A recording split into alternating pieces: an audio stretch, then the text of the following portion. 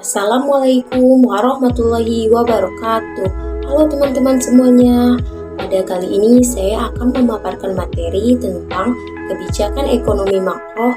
Apa aja sih kebijakan ekonomi makro itu? Yuk langsung ke videonya.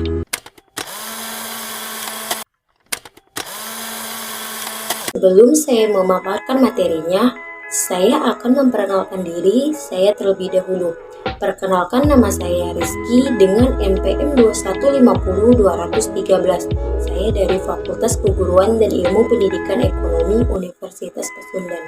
Pengertian kebijakan ekonomi makro. Kebijakan ekonomi makro adalah bentuk kebijakan yang diambil oleh pemerintah suatu negara yang pada prinsipnya bertujuan untuk menstabilkan perekonomian dan menciptakan pertumbuhan ekonomi ke arah yang positif. Macam-macam jenis kebijakan ekonomi makro. Yang pertama, kebijakan moneter. Yang kedua, kebijakan fiskal. Yang ketiga, kebijakan dari segi penawaran. Pengertian masing-masing kebijakan. Kebijakan moneter ialah suatu bentuk pengendalian dan pengarahan dalam kegiatan perekonomian ke kondisi atau situasi yang lebih baik dengan cara mengatur jumlah uang beredar. Jika kondisi perekonomian itu lebih baik, maka meningkatlah output keseimbangan dan stabilitas harga bisa terkontrol dengan baik atau inflasi terkontrol. Kebijakan fiskal yaitu bentuk langkah pemerintah dalam mengelola terhadap pengeluaran dan perpajakan atau dalam penggunaan instrumen fiskal dalam mempengaruhi jalannya sistem ekonomi agar dapat maksimum dalam kesejahteraan ekonomi. Lebih umumnya, kebijakan fiskal disebut sebagai pengelolaan anggaran pemerintah mempengaruhi perekonomian. Kebijakan dari segi penawaran yaitu ditunjukkan supaya dapat menambahkan efisien suatu kegiatan yang dilaksanakan oleh perusahaan sehingga diharapkan dapat menawarkan produk dengan memperoleh harga murah, didukung dengan kualitas yang jauh lebih bagus. Tujuan masing-masing jenis kebijakan. Kebijakan moneter, tujuan utamanya ialah demi menstabilkan perekonomian yang bisa diukur dengan kecepatan kerja, kestabilan harga, dan juga neraca pembayaran internasional yang baik dan seimbang. Kebijakan fiskal. Kebijakan fiskal yang bertujuan untuk mengingatkan agregat demand pada akhirnya terjadi kenaikan pertumbuhan ekonomi. Jika tidak berhati-hati, maka akan timbul inflasi. Selain itu, kebijakan ini dapat pula mempengaruhi sisi penawaran yang sifatnya lebih berjangka panjang melalui peningkatan kapasitas perekonomian. Kebijakan dari segi penawaran bertujuan untuk mempertinggi efisiensi kegiatan perusahaan-perusahaan sehingga dapat menawarkan barang-barangnya dengan harga yang lebih murah atau dengan mutu yang lebih baik. Jenis kebijakan pada masing-masing kebijakan. Kebijakan moneter dibagi menjadi dua. Pertama, kebijakan moneter ekspansif ialah bentuk kebijakan untuk menambah jumlah uang yang beredar dan tindakan dilakukan pada saat munculnya kontraksional GOP. Kedua, kebijakan moneter kontraktif ialah bentuk kebijakan dalam mengurangi jumlah uang yang beredar. Kebijakan moneter kontraktif ini lawan dari kebijakan moneter ekspansif, dikenal dengan istilah kebijakan uang ketat. Kebijakan fiskal juga dibagi menjadi dua. Pertama, kebijakan fiskal ekspansif ialah bentuk pengarahan kebijakan ekonomi agar menjadi lebih baik dengan jalan mengubah penerimaan dan pengeluaran pemerintah di saat munculnya kontraksional GAP ditandai dengan tingginya tingkat pengangguran. Agar meningkatkan output melalui kebijakan fiskal ekspansif ini dilakukanlah dengan menaikkan pengeluaran pemerintah atau menurunkan pajak. Kedua, kebijakan fiskal kontradiktif ialah bentuk kebijakan yang bertujuan untuk menurunkan daya beli masyarakat dan inflasi. Kebijakan pemerintah ini dilakukan dengan menurunkan belanja negara dan menaikkan tingkat pajak. Jenis kebijakan dari segi penawaran. Salah satu kebijakan segi penawaran adalah kebijakan pendapatan atau income policy, yaitu langkah pemerintah yang bertujuan mengendalikan tuntunan kenaikan pendapatan pekerja. Tujuan ini dilaksanakan dengan berusaha mencegah kenaikan pendapatan yang berlebihan. Pihak pemerintah akan kemudian melarang tuntunan yang dilontarkan atas upah yang dianggap melebihi peningkatan produktivitas pekerja. Kebijakan yang ada akan menghindarkan peningkatan biaya produksi yang berlebihan. Kebijakan segi penawaran yang lainnya ditekankan pada peningkatan semangat pekerja dalam rangka untuk bekerja serta meningkatkan kegiatan para pengusaha dalam rangka peningkatan efisiensi usaha produksi. Instrumen kebijakan pada masing-masing kebijakan. Kebijakan moneter pertama, operasi pasar terbuka atau open market operation. Operasi pasar terbuka adalah cara mengendalikan uang yang beredar dengan menjual atau membeli surat berharga pemerintah. Jika ingin menambah jumlah uang yang beredar, pemerintah akan membeli surat berharga pemerintah. Namun, bila ingin jumlah uang yang beredar berkurang, maka pemerintah akan menjual surat berharga pemerintah kepada masyarakat. Surat berharga pemerintah antara lain diantaranya adalah SBI atau Singkatan dari Sertifikat Bank Indonesia, dan SBPU atau singkatan dari Surat Berharga Pasar Uang. 2. Fasilitas diskonto atau discount rate.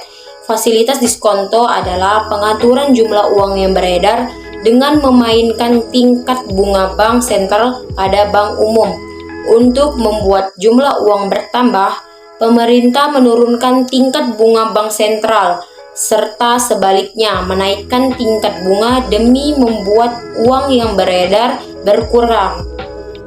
Ketiga, rasio cadangan wajib atau reserve requirement ratio. Rasio cadangan wajib adalah mengatur jumlah uang yang beredar dengan memainkan jumlah dana cadangan perbankan yang harus disimpan pada pemerintah. Untuk menambah jumlah uang, pemerintah menurunkan rasio cadangan wajib.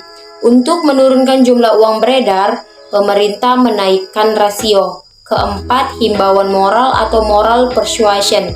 Himbauan moral adalah kebijakan moneter untuk mengatur jumlah uang beredar dengan jalan memberi himbauan kepada pelaku ekonomi.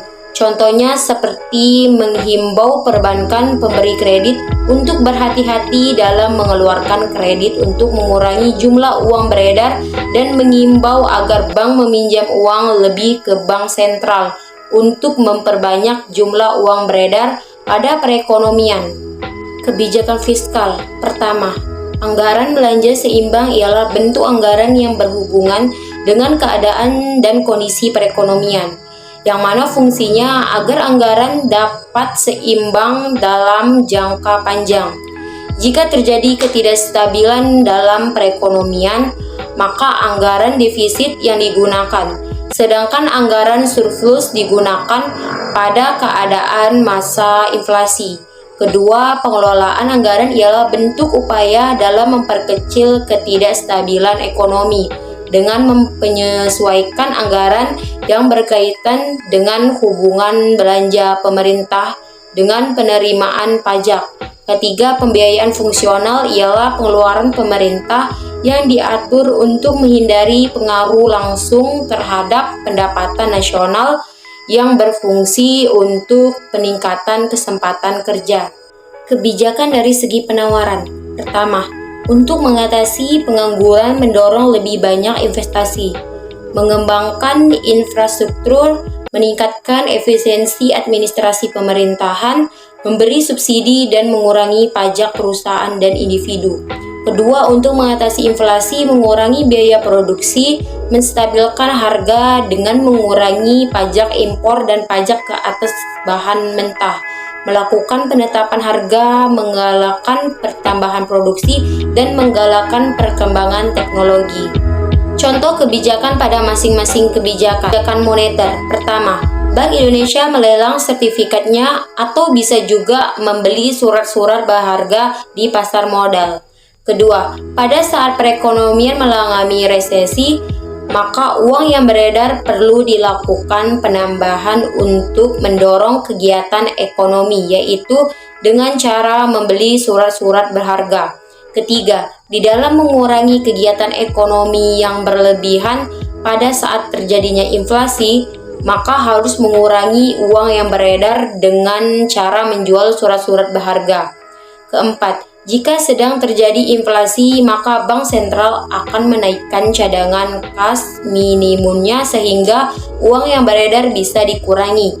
Sebaliknya, jika kondisi perekonomian sedang lesu, maka pemerintah akan menurunkan cadangan kas minimumnya sehingga uang yang beredar akan bertambah akibat banyaknya pinjaman yang diberikan kepada masyarakat.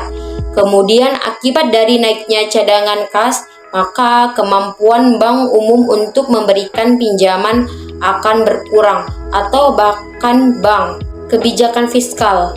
Pertama, pada saat perekonomian nasional sedang mengalami inflasi, maka pemerintah akan mengurangi kelebihan pemerintah masyarakat dengan cara memperkecil pembelajaran dan atau menaikkan pajak agar tercipta kestabilan kembali. Cara seperti ini disebut dengan pengelolaan anggaran. Kedua, menaikkan jumlah pajak dan jenis pajak. Ketiga, melakukan pinjaman negara, misalnya dengan mengeluarkan obligasi pemerintah. Keempat, melakukan penghematan pengeluaran negara. Kelima, mewajibkan kepemilikan NPWP atau nomor pokok wajib pajak untuk mengingatkan wajib pajak. Kebijakan dari segi penawaran. Pertama, untuk mengatasi stagflasi, pemerintah menjalankan kebijakan segi penawaran, melakukan langkah-langkah yang menurunkan biaya produksi perusahaan-perusahaan, mengurangi pajak atas barang mentah atau menetapkan harga barang mentah, dan menggalakkan perkembangan teknologi. Kedua, untuk mengatasi inflasi, kebijakan segi penawaran agak menurunkan biaya pengeluaran biaya perusahaan dan menggalakkan perkembangan teknologi. Ketiga, untuk mengatasi pengangguran, kebijakan segi penawaran akan menaikkan kesempatan kerja dan pendapatan. Perbedaan pada masing-masing kebijakan. Kebijakan fiskal dan moneter merupakan dua kebijakan berkaitan dengan perekonomian negara yang sering kita dengar. Dua kebijakan ini berbeda, tapi punya peran yang sama, yaitu diterapkan untuk menstabilkan ekonomi negara yang terindikasi bermasalah. Dua kebijakan ini punya praktik yang berbeda dan pemerintah negara bisa menjalankannya secara sekaligus. Kondisi perekonomian suatu negara yang tidak stabil akan memicu banyak masalah. Yang paling umum adalah tingkat kemiskinan yang semakin tinggi. Banyaknya pengangguran, perusahaan-perusahaan mengalami kebangkrutan, bertambahnya utang negara, dan masalah-masalah lain. Namun, hal tersebut bisa memicu aksi besar seperti kerusuhan dan hal-hal mengerikan lainnya. Kita bisa mengambil contoh krisis moneter tahun 1998. Tentu hal tersebut harus segera diatasi jika tidak ingin terjadi kembali. Kebijakan fiskal memungkinkan negara untuk mengambil pajak secara merata dan adil. Tidak mengherankan mereka yang masuk ke dalam kategori warga negara yang penghasilannya di atas rata-rata akan dibebani oleh pajak yang lebih besar. Sementara itu, mereka yang tidak menjadi wajib pajak bisa merasakan secara tidak langsung kebijakan ini. Lalu ada juga kebijakan moneter yang terkait dengan keuangan negara. Pemerintah tidak bisa sembarangan memproduksi uang secara asal-asalan. Jika terlalu banyak jumlah uang yang beredar, hal ini akan memicu kebijakan fiskal dan moneter. Seperti yang diterangkan sebelum ini dapat dipandang sebagai kebijakan yang mempengaruhi pengeluaran agregat. Dengan demikian, kebijakan fiskal dan moneter tersebut dipandang sebagai kebijakan dari segi permintaan. Di samping melalui permintaan, kegiatan perekonomian negara dapat pula dipengaruhi melalui segi penawaran. Apabila ada kesalahan kata, saya mohon maaf. Saya akhiri, wassalamualaikum. Jangan lupa di like, comment, dan subscribe.